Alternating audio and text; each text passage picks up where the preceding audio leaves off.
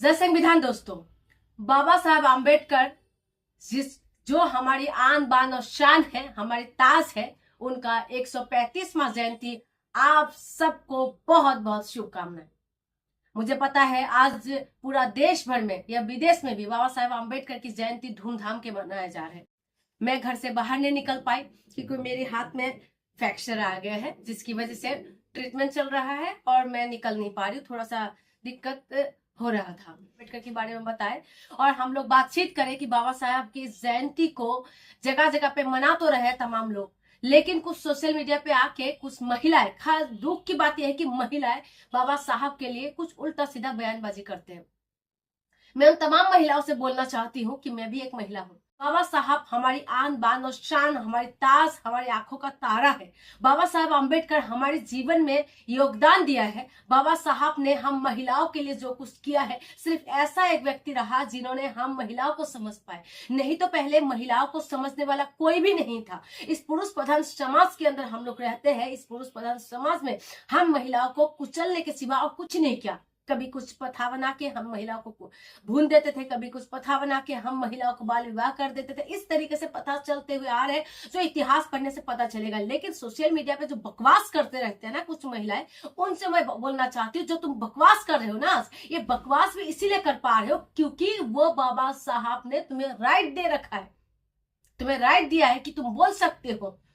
Freedom speech का right है तुम्हारे पास, इसीलिए तुम बोल सकते हो। लेकिन तुम बकवास करने वाले उन तमाम महिलाओं से बोलना चाहती हूँ जो तुम आज कैमरा के सामने आ पा रहे हो, कैमरा पकड़ पा रहे हो या पैंट शर्ट पहन के जो घूम पा रहे हो, ये बाबा साहब की वजह से ही है। नहीं तो महिला के पास कोई अधिकार नहीं था। ना महिला बोल सकते थे, ना महिला आगे बढ़ सकते थे, ना महिला फाइटर प्लेन चला सकते हैं, कुछ नहीं कर पा रहे थे। आज महिला पायलट भी बन रहे, जज भी बन रहे, लॉयर भी बन रहे, डॉक्टर इंजीनियर से लेके साइंटिस्ट तक महिला बन रहे, प्रधानमंत्री बन रही है महिला, राष्ट्रपति बन रही है महिला। ये किसकी वजह से, ये किसकी कारण हो पा रहे? इस तरीकों से बाबा साहब आम्बेडकर की वजह से हो पा रहा है। बाबा साहब आम्बेडकर ने हम महिलाओं के जीवन को पूरी तरीके से बदल दिया है। आज महिलाओं को लगता है कि मेरा पति मेरा ही पति है, जो आप कहते हो ना, ये सिर्फ ये राइट जो है ना, ये बाबा साहब के संविधान ने दिया हुआ राइट है, बाबा साहब ने दिया हुआ राइट है।